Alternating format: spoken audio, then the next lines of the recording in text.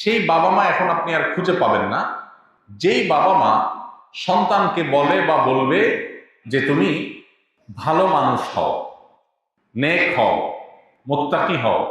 এই কথা বলা মানুষ খুব বেশি পাবেন না। বাবা মারও লক্ষ্য হলো বাবা তুমি কি হও, টাকা পয়সা কামাই করো, ভালো শিক্ষা দীক্ষা অর্জন করো, ভালো সার্টিফিকেট অর্জন করো, ভালো জায়গায় জব করো, ভালো ক্যারিয়ার গড়ো, যাতে আমি গাল পেটাতে পারি আমার ছেলেটা অমুক, আমার ছেলেটা তমুক, আমার ছেলেটা ওই চেয়ারে বসছে, আমার ছেলেটা ওই দেশে গেছে। এতে আমার ভেতর দিয়ে জ্বলে পড়ে ছাই হয়ে যাক, কিছু আসে যায় না। উপর দিয়ে মানুষ জানতে হবে যে আমি অনেক ভাবসাবে আছি। সেই প্যারেন্টস পাওয়া যায় না যে প্যারেন্টস বাচ্চাকে বলে বাবা সৎ হও, নীতিমান হও, আদর্শবান হও, আল্লাহ ভীরু হও, ইমানদার হও, মুত্তাকি হও, মুত্তাকিদের লিডার হও। এর পাশাপাশি তোমার যদি ব্যবসা, চাকরি, ক্যারিয়ার এগুলো যদি ভালো হয় আলহামদুলিল্লাহ, ভালো না হলে দুঃখ নেই। এইভাবে পাওয়া যায় আজকাল পাওয়া যায়।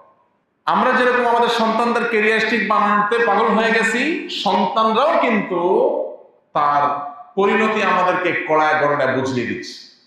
আপনি এমন ফ্যামিলি খুব কম পাবেন এখন, যেই ফ্যামিলি বাবা মা বাচ্চাদের ব্যাপারে খুব হ্যাপি, খুব কম পাবেন।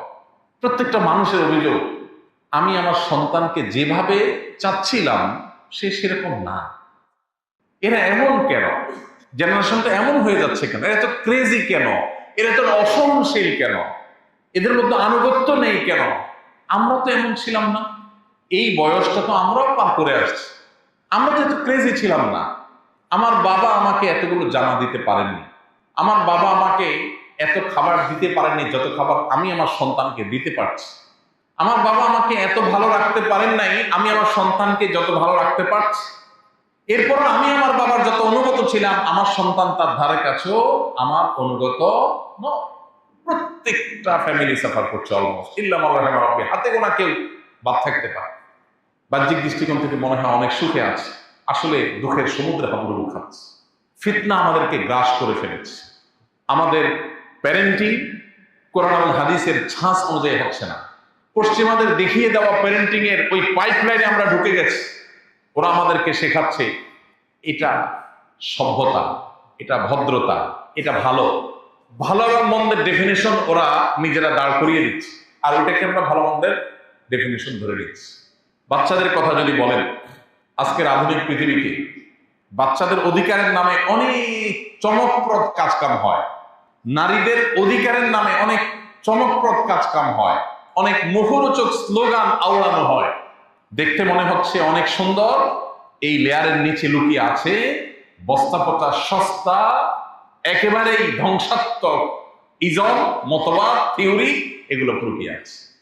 ভাইরা আমার, আজকের পৃথিবীতে তথাকথিত উন্নত অংশে আপনি দেখবেন মা বাবাকে বাচ্চাদের শাসন করার অধিকার দেওয়া হয় না। এটা তো আমরা সবাই জানি, আইনত এটা অপরাধ। বহু কেস আমার কাছে এসেছে, বহু মানুষের হিস্ট্রি আমি জানি, বহু মানুষের চোখের পানি আমার সামনে পড়েছে। কখনো মায়ের, কখনো বাবা, কখনো ফ্যামিলির অন্য কোনো দায়িত্বশীল পর্যায়ের মানুষদের। তাদের সবাই অভিযোগের জায়গা হলো ভাই ছেলেটাকে তার ভালোর জন্য একটা ধমক দিয়েছিলাম, আর পরিণতিতে আমার নামে মামলা হয়েছে। পুলিশ আমাকে বলে দিয়েছে যে তোমার ছেলের 100 মিটার দূরত্বের মধ্যে তোমাকে থাকতে হবে, 100 মিটার ভিতরে ঢুকলে তুমি অ্যারেস্ট হবে, এবং মামলা চলমান, তোমার জেলে যেতে হবে, তোমার বিচার হবে কেন তুমি বাচ্চাকে ধমক দিয়েছো। এই বিষয়টা বাহ্যিক দৃষ্টিকোণ থেকে দেখতে আমাদের কাছে খুব ভালো লাগে। আরে বাচ্চাদের ব্যাপারে কত কেয়ারি তারা, যে একটা ছোট মানুষ সাইকোলজিক্যালি সে দুর্বল হয়ে বড় উঠবে যদি সে ধমক টমক শুনে, তার গায়ে হাত দিলে সে মানসিকভাবে বিপর্যস্ত হয়ে যাবে। এই জন্য মানসিকভাবে যেন সে ফুরফুরে থাকে, চাঙ্গা থাকে, সে তার ধর্ম চুজ করবে। সে কি মেয়ে হয়ে ওড়না পড়বে কি পড়বে না, নামাজ পড়বে কি পড়বে না, কার সাথে বন্ধুত্ব করবে, কার সাথে রাতে থাকবে, কোথায় যাবে, এটা তার ডিসিশনের ব্যাপার। তাকে স্বাধীনতা দেওয়া হোক, সে নিজের মতো করে বেড়ে উঠুক। শুনতে বেশ সুন্দর লাগতেছে না কথাগুলো? বেশ ইস্তারি করা কথা মনে হচ্ছে না? জগজগে তক্তকে মনে হচ্ছে না? বাবা মা যদি ধমক দেয় ওর মন খারাপ হবে, ও মানসিকভাবে দুর্বল হয়ে যাবে, ও ভীত সন্ত্রস্ত হয়ে পড়বে। ওকে ধমক দেওয়া যাবে না, সে যা খুশি তা করতে দিতে হবে, তাকে স্বাধীনতা দিতে হবে। শুনতে খুব ভালো শোনা আছে না ভেড়া? এই কালচার যে সমাজে পৃথিবীর যে সমস্ত অংশে এস্টাবলিশড আছে, সেই সমস্ত সমাজের বাচ্চারা কেমন আছে আগে আপনি গুগল করলে টের পাবেন। আপনি অনলাইনে ঢুকে সার্চ করেন, সেই সমাজের বাচ্চাদের মধ্যে আত্মহত্যার প্রবণতা কি পরিমাণ আপনি খোঁজ করলে দেখতে পাবেন, ডিপ্রেশন কি পরিমাণ আপনি খোঁজ করলে দেখতে পাবেন। তাহলে যেখানে ফ্যামিলি থেকে বাচ্চাদেরকে, বাবা মা থেকে বাচ্চাদেরকে দূরে সরানোর জন্য আয়োজন চলছে, ফ্যামিলি ভাঙার আয়োজন চলছে, ওইটার নাম দেওয়া হয়েছে শিশু অধিকার। স্বামী থেকে স্ত্রীকে দূরে সরাবার হাজারো আয়োজন করা হয়েছে, সেটার নাম দেওয়া হয়েছে নারী অধিকার। যেখানে মানুষকে বোকার বেকুব বানানোর প্ল্যান পরিকল্পনা চূড়ান্ত হয়েছে, সেটার নাম দেওয়া হয়েছে মানবাধিকার। ভাইরা মা, এই ফিতনাগুলো আজ এমন ভাবে ধেয়ে আসছে, এগুলো আমরা শিক্ষার নামে বইয়ে পড়ছি, এগুলো আমরা আদর্শের নামে আমাদের আইনে সংবিধানে ধারণ করছি, এগুলোকে আমরা সভ্যতার নামে গো গ্রাসে গিলছি এবং এগুলোকে নার্চার করছি। মুসলমানের কাছে আজ কোরআন এবং হাদিস এটা ফোর্থ সাবজেক্টে পরিণত হয়েছে।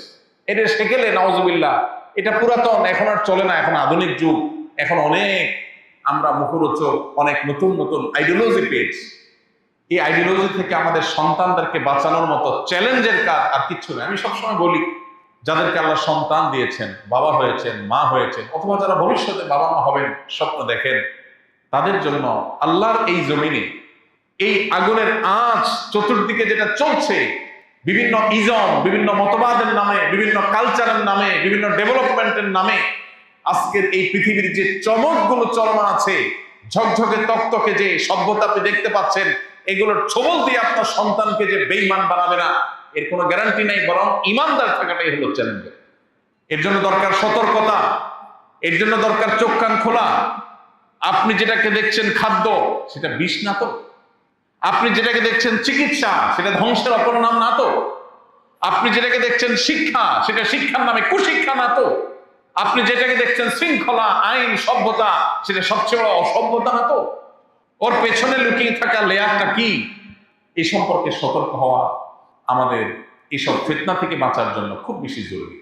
আল্লাহ রাব্বুল আলামিন আমাদের সবাইকে এই সমস্ত ফিতনা থেকে বেঁচে থাকার তৌফিক দান করুন। ভাইরা আমার, আমরা যেন ফিতনায় পতিত না হই, নবীজি আমাদেরকে দোয়া শিখিয়েছে, আল্লাহুম্মা ইন্না নাউযু বিকা মিনাল ফিতান মা যাহারা মিনহা ওয়া মা বাতান। এর অর্থ হলো, আল্লাহ আপনার কাছে ফিতনা থেকে পানা চাই, আশ্রয় চাই, আপনি ফিতনা থেকে আমাদের রক্ষা করেন। প্রকাশ্য ফিতনা, অপ্রকাশ্য ফিতনা, গুপ্ত ফিতনা, সব ধরনের ফিতনা থেকে আপনি আমাদেরকে বাঁচিয়ে রাখেন এবং হেফাজত করেন।